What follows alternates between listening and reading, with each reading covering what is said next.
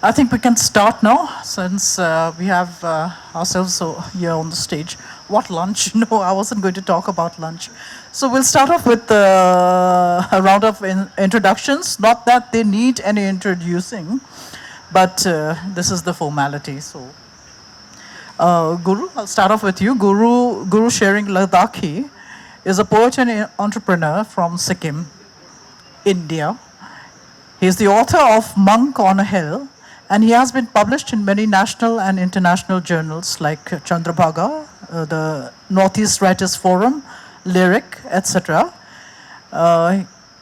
He is an honorary fellow of writing from the University of Iowa and an alumnus of the International Writing Program. He is not currently awaiting the publication. We have just launched his book yesterday, Songs Without Borders. And Nunsanga Ralte lives in Shillong, where he works as an associate professor at Martin Luther Christian University. He has a PhD in literature from NEHU. He's a member of the Northeast Writers Forum and has participated in various literary events all around the country. His poems have been published in collections, magazines, journals, and anthologies such as Eastern Muse, The Poetry of Dissent, Indian Quarterly, the Indian Yearbook, and so on. He was also part of the Poets Translating Poets project organized by the Goethe Institute, Mumbai, and was invited to read his poems in a poetry festival in Germany. Okay, so that's Guru and Saga. Thank you for joining us today. And you might have noticed that our topic is rather vast, the freedom of expression, poetry in Northeast India. So I don't know, I would expect that we do express ourselves very freely, but perhaps this is not the case. So anyway, Guru, I would like to ask you actually, because you do exhibit a lot of freedom in your verses, in the sense of there is not a sense of being tied down by a sense of dissent outside of yourself or something, anything like that. So your poetry has always come across as quite both contemplative, both interior, but also very surprisingly focused on domestic happinesses, little things like that. So I just want to know, just say a few words about your poetry, what it means to you, what have you focused on in your poetry, and so on.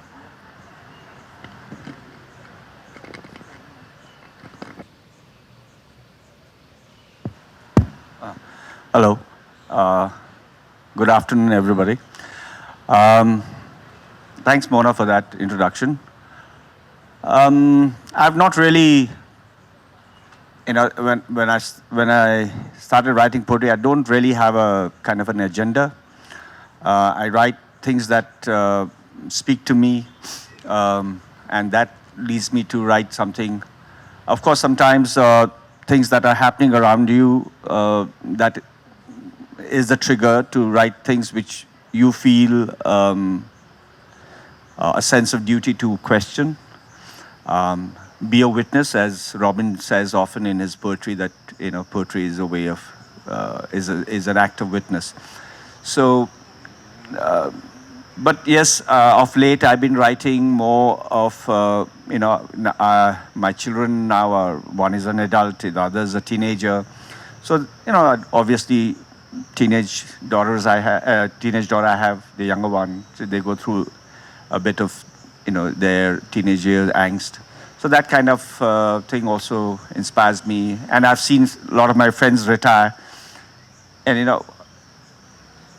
I will be going there too. So that kind of sense of bringing aging has crept in me, and one obviously pauses and reflects about life, and to kind of not necessarily pursue an answer, but to kind of reflect, I suppose.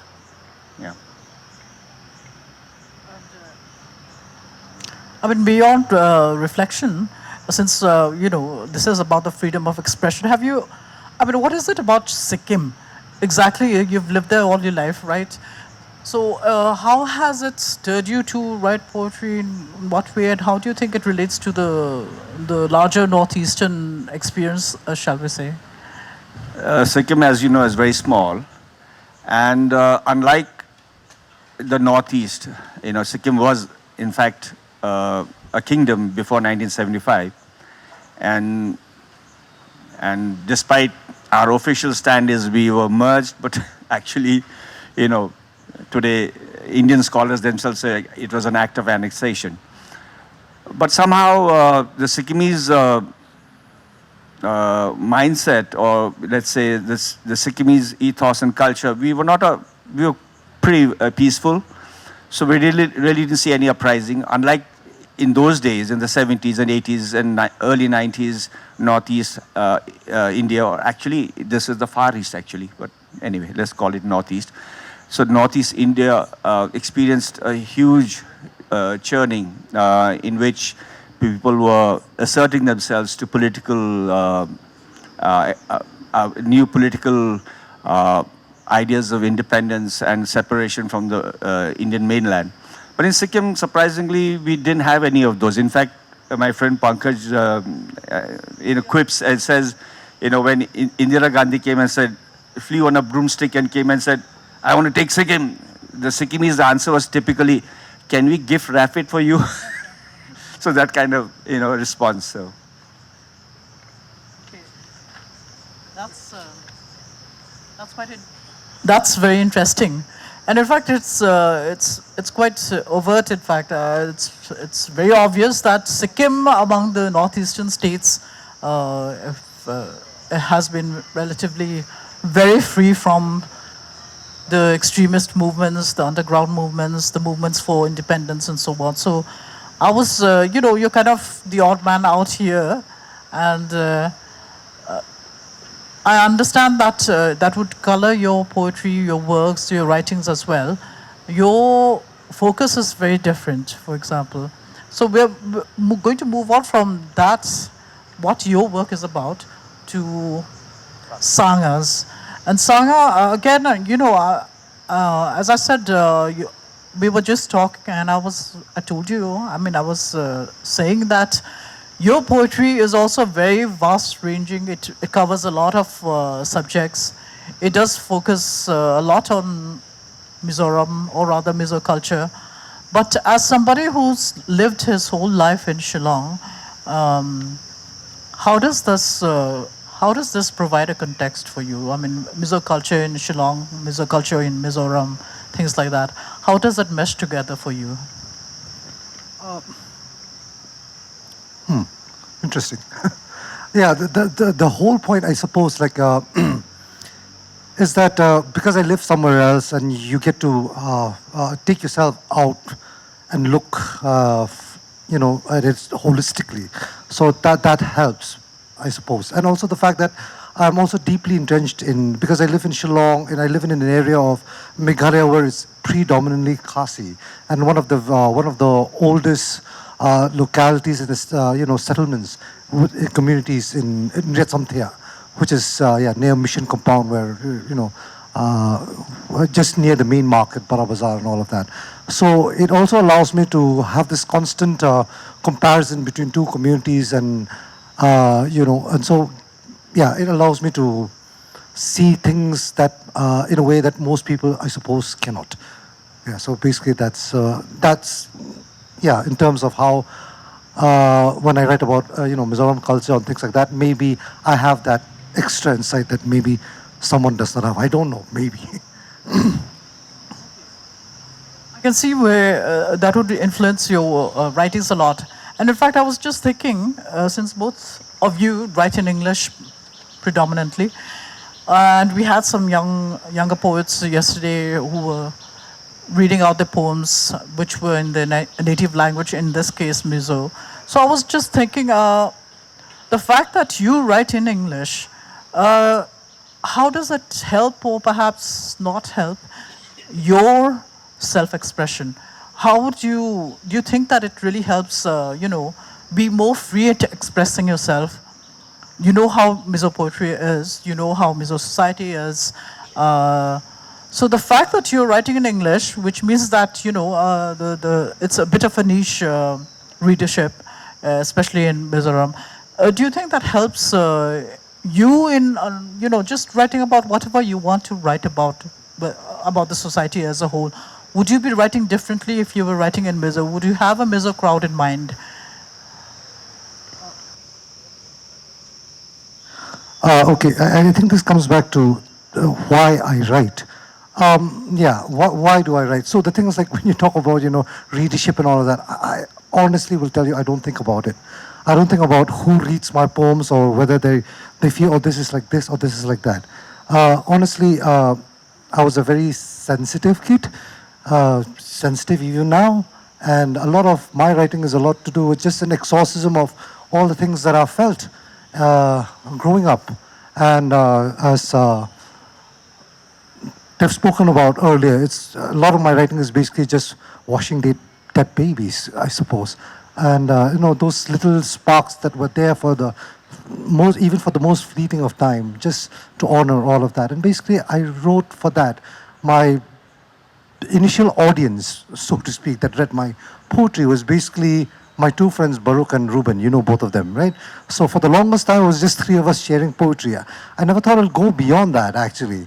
And then it extended to a few more friends, obviously your brother Mark as well. So, and basically that was it. And I never thought about it that way. But I will say though, writing in English and writing about Mizo culture and everything with a different language, it's actually not restrictive but really interesting. Because I remember one time where someone had to translate my English poem into German, for example. And he looked at it like, this expression is very weird. It's not like a typical way that, you would say it in English. I said, that's how Mizo would say it. And so it made it more interesting for me that I could do that. That even though I may use the English language, the voice that you hear is still very much Mizo.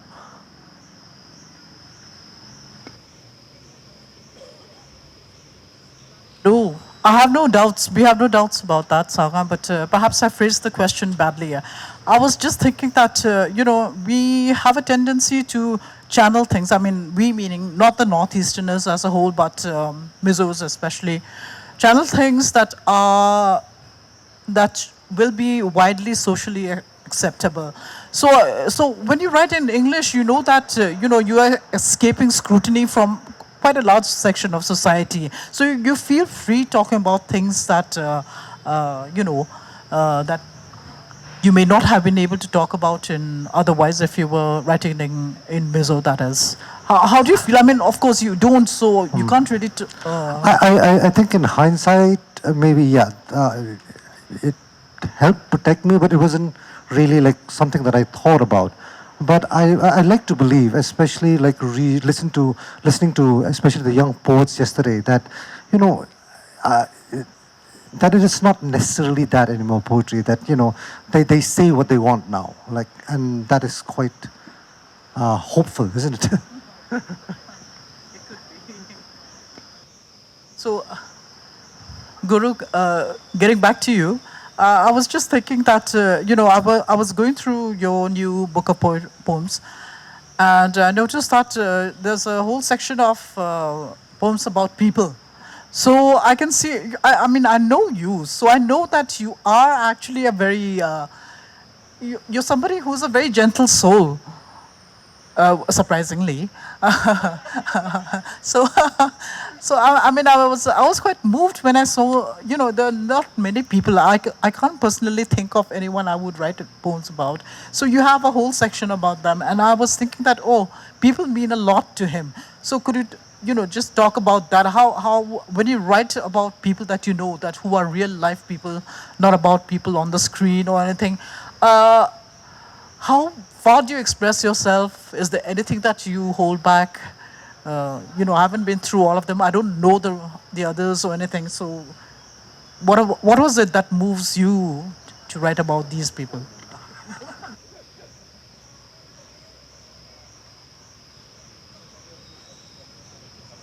Hello.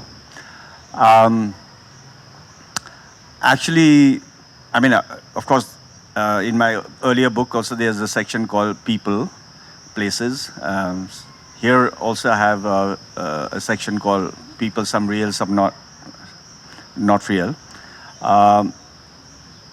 My wife always rues the fact that I have not written a single poem on her, because there's nothing, something that triggers, So, like, I know I'm skating on thin ice, but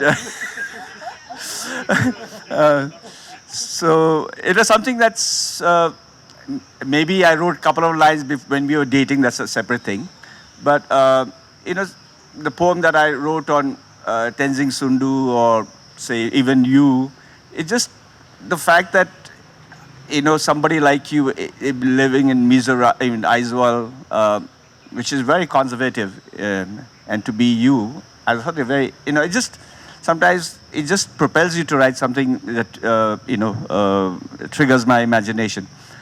So I don't plan, but sometimes I think, like, I wrote on Jayantada, that was actually coerced out of me, because they were having his a kind of a dedication service, and I got called from Guwahati. Meenakshi said, you have to write. I was in Iowa in that program, and it was a very busy program. Every day some schedule or the other. But then she gave me 1 week to write. Then I kind of sat through one full day, and I thought about Jayantada and our relationship, and it went along many years. So otherwise, nothing is planned. Sometimes that's something that triggers me. I find that very interesting. Yeah. And yeah, I wanted to come back. You said I write in English, of course, because till class 8, I think English was a third language. Now is my mother tongue, because that's the only language I can express adequately, however less that may be, or inadequate that may be. But that's the only language I can write and read adequately. So you have no ambitions of moving to another different language? What, I can speak many languages, and I can even imitate many more, but but I can only read and write in English. Okay, thank you, Guru.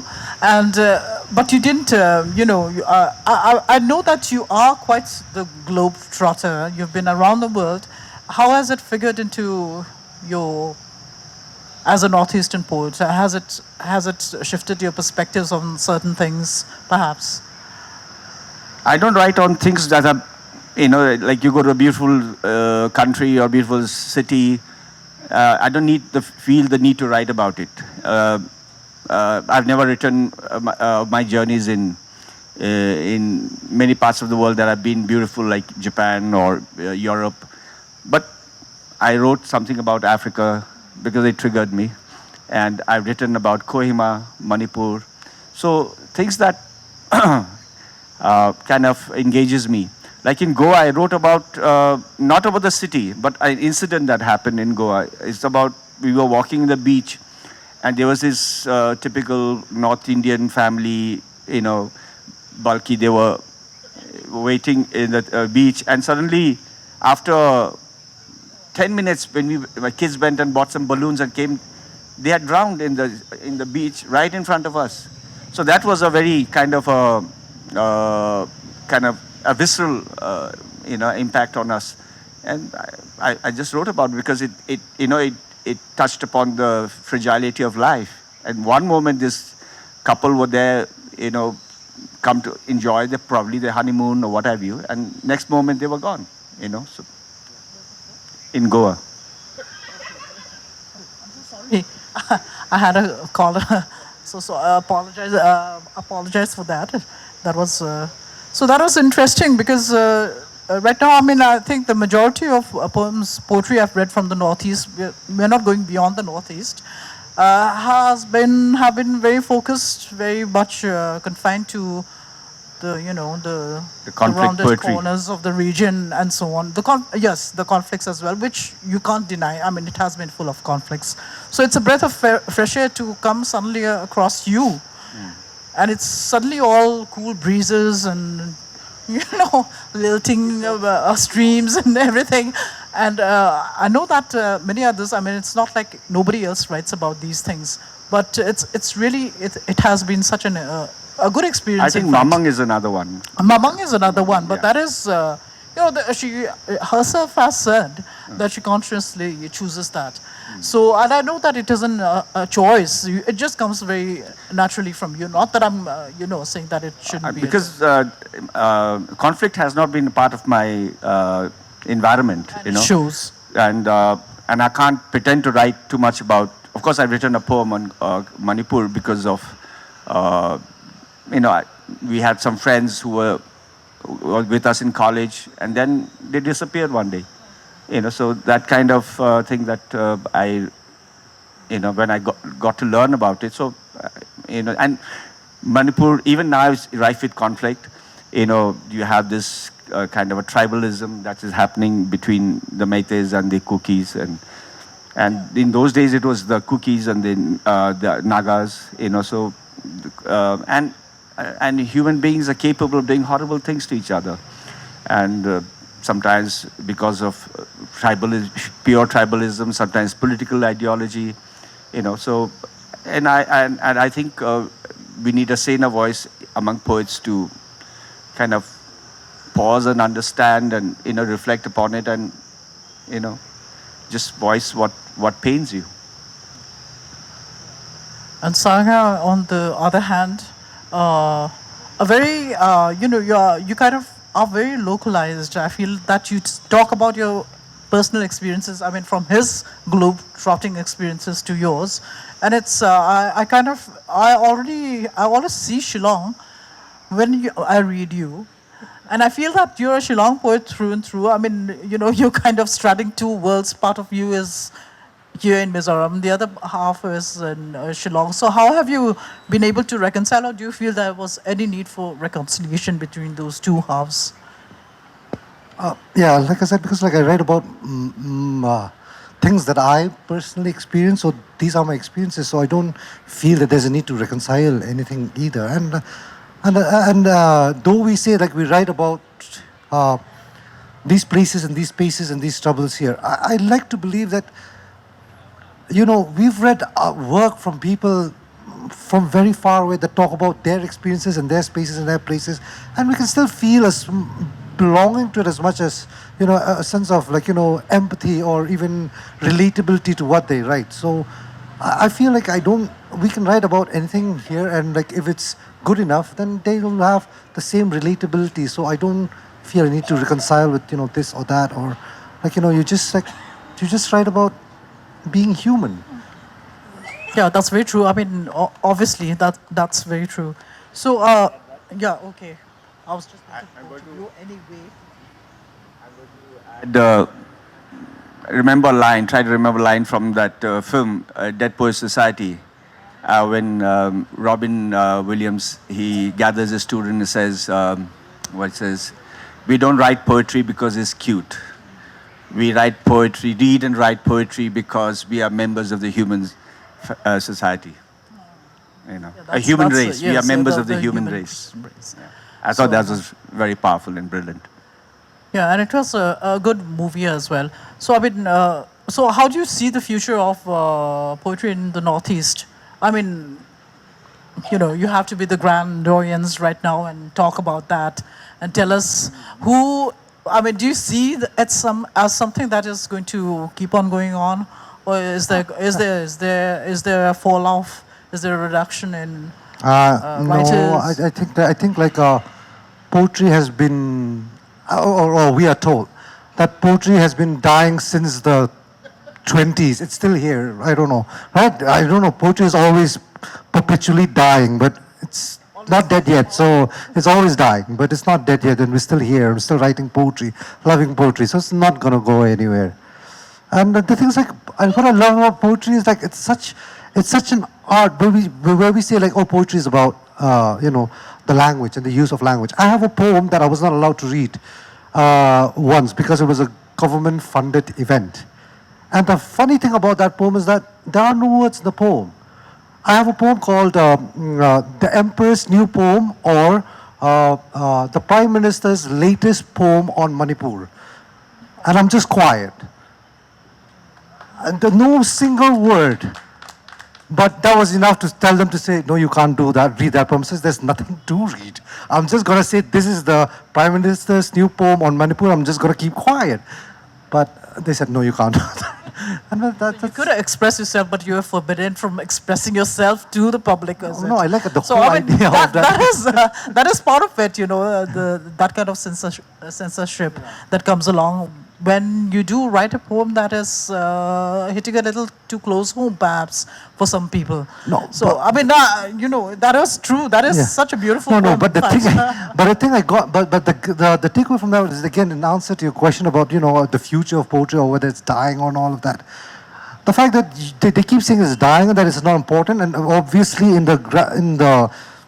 terms of economics and GDP and whatever makes the news these days, poetry never makes the news. But me, a poet in this corner of the world that didn't write a single word, and I'm still told to not to say it out. It's like, okay, thank you. Poetry still means something then. Okay.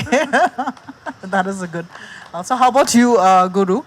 Let me just explain a little bit more. I did not say that it's dying. Of course, I remember that when we were much younger, and the papers used to run these cultural pages and all, and poetry was a regular feature. And all of those things have gone one by one from all of the magazines and papers that we have in India. I mean, not all of them maybe, but at least the ones that I used to read back then. So, I mean, that's one way it disappears and it's kind of pushed into a corner. It won't die, of course, but, it's less and less of a thing. Unless you mix it up with something more exciting, or, this kind of just the written word being read aloud, or unless you jazz it up or something like that, so people just won't pay attention. So do you feel that, I'm not talking about that kind of poetry, I'm talking about the written word. So do you feel that is on its, I won't say it's on its way out, but do you think that other things, other forms have kind of eclipsed it where poetry is concerned? Yeah, performance poetry is now the in thing, especially among the younger lot. I mean, the kind of poetry you and I and Sangha wrote, we all wrote on a piece of paper, and it was to be read maybe in solitude, and once in a while maybe read out in a crowd like this. But then it was, I always believed that, I mean, of course, poetry in India, writing in English has absolutely no money, and you have to have another source of employment or income. So it is only with passion all of us write, And but for me, I think it's the quality, because even if I'm writing to the audience of one, I'm okay, because I've communicated what I feel like to that person. So it is not necessarily that my poetry needs to be consumed by a large mass, or, doesn't have to be like Gulzar probably, where you have a whole lot of people saying wow, wow, or a whole audience going there. To me, I think if I can communicate sufficiently the kind of awe or pain or perhaps excitement, I think I'll be satisfied that I've done that. And like Sangha was saying, he writes primarily about Shillong because that's his reality. And the pain somebody feels in Shillong, the pain somebody feels in Africa or somebody feels in Ukraine is the same pain, And we as members of the human race, we express it in our own way. And the amazing thing about poetry is that no matter where you come from, what geography, what language, what culture, we express the same emotion in our own true way. And somehow everybody gets it. And we relate to that poetry. So therefore, why do we read Neruda? Why do we read so many other amazing poets who are so different from our geography? So actually, poetry really doesn't have any boundaries. And I think they are less restricted. And it is the sibling to language. I have a conspiracy theory with poetry. Before, all the rich elites used to at least have one poetry book to prove that they have a soul. Now they write self-help and motivational books, so that's why they say poetry doesn't sell anymore. But the thing is, like, they realize, like, poetry always belonged to the masses anyway.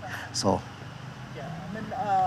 That's very true. I mean, there was a time, or there is still a time, I mean, that poetry would have been seen as something that for the elites. And I'm sure that, there's a kind of a perception of English, poetry written in English, something that is for the elites, because English is not, the first language over here for most of us.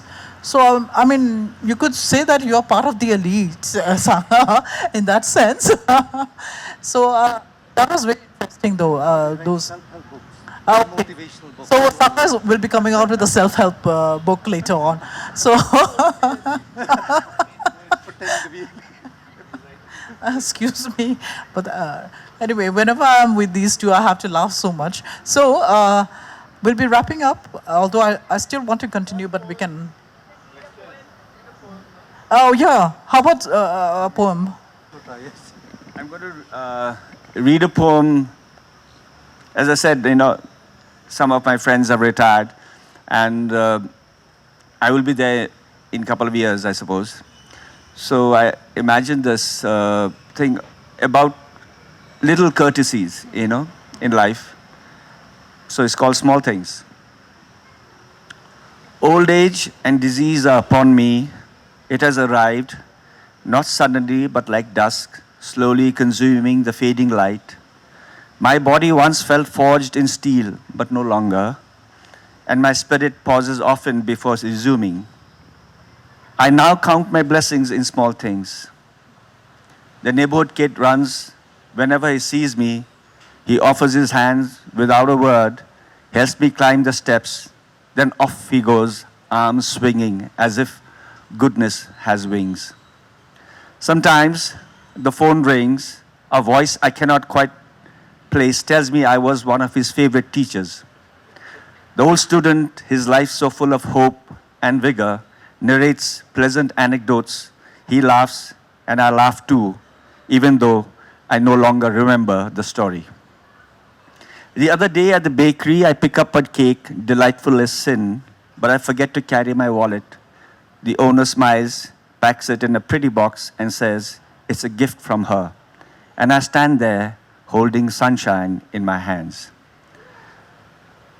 We are so fortunate to live in these civilized times, not the world of modern conveniences, rather a world of decency. Our inclination to help people when they are down and out, or to speak on their behalf when we perceive unfairness. Who are these strangers? Why do they bother? I have no answers, only a quiet acknowledgement.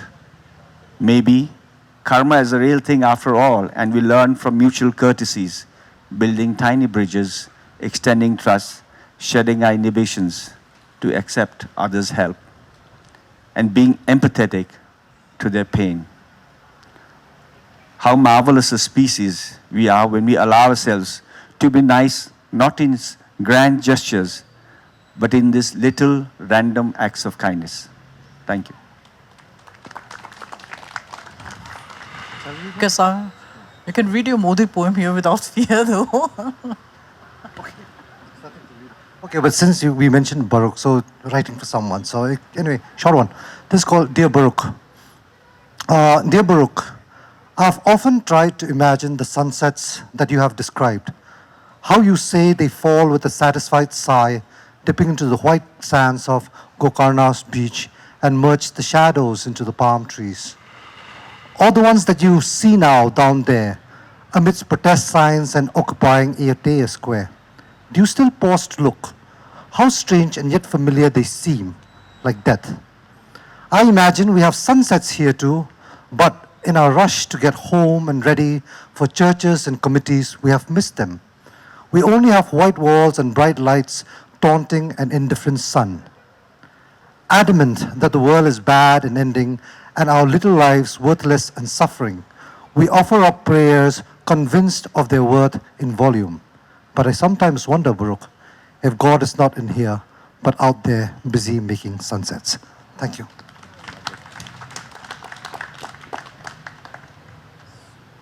So that's it. We'll be wrapping up for lunch. Thank you so much, Guru and Sangha. And I wish we could chat a bit more, but I think we are going to start getting a bit silly after this. So thank you so much. Thank you, Thank you all. everyone.